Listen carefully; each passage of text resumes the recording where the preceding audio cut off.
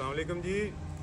ਬਹੁਤ ਸਾਰੇ ਦੋਸਤ ਨਾ ਕਮੈਂਟ ਕਰਕੇ ਕਹਿੰਦੇ ਹਨ ਕਿ ਇਹਨਾਂ ਦੇ ਇਹ ਪਟੇ ਉਤਾਰ ਦਿਓ ਜਿਹੜੇ ਕਿ ਅੱਛੇ ਨਹੀਂ ਲੱਗਦੇ, ਤੇ ਉਹ ਵੈਸੇ ਇਹਨਾਂ ਨੂੰ ਜ਼ਰਾ ਪਾਏ ਸਨ ਤਾਂ ਕਿ ਇਹਨਾਂ ਨੂੰ ਆਦਤ ਹੋ ਜੇ। ਲੋ ਅੱਜ ਅਸੀਂ ਇਹਨਾਂ ਦੇ ਪਟੇ ਜਿਹੜੇ ਨਾ ਉਤਾਰ ਰਹੇ ਹਾਂ। ਇਹ ਤੁਹਾਡੇ ਸਾਹਮਣੇ ਅੱਜ ਬੱਚਾ ਪਾਰਟੀ ਸਾਰੇ ਆਏ ਨੇ ਤੇ ਇਹਦਾ ਪਟਾ ਵੀ ਉਤਾਰ ਦਿੱਤਾ ਜਾਂਦਾ। ਇਹਦਾ ਪਟਾ ਉਤਾਰ ਦਿੱਤਾ ਜਿਹੜਾ ਕਿ ਉਹ ਬਹੁਤ ਹੀ ਖੇਲਣ ਲੱਗ ਪਿਆ। मेरा पटा वापस करो। ਉਹ ਨਾ ਭਾਈ, ਮੈਨੂੰ ਲੱਗਦਾ ਇਹਨੂੰ ਪਸੰਦ ਨਹੀਂ ਆਇਆ, ਇਹਨੂੰ ਦੁਬਾਰਾ ਪਾ ਦੇ।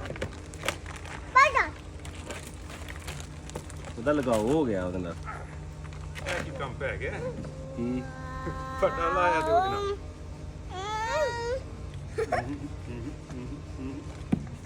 ਨੋ ਯਾਨ ਪਿੱਛੇ ਹੋ ਜਾ।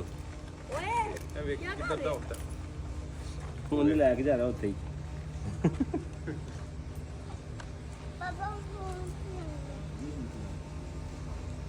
ਚਲੋ ਠੀਕ।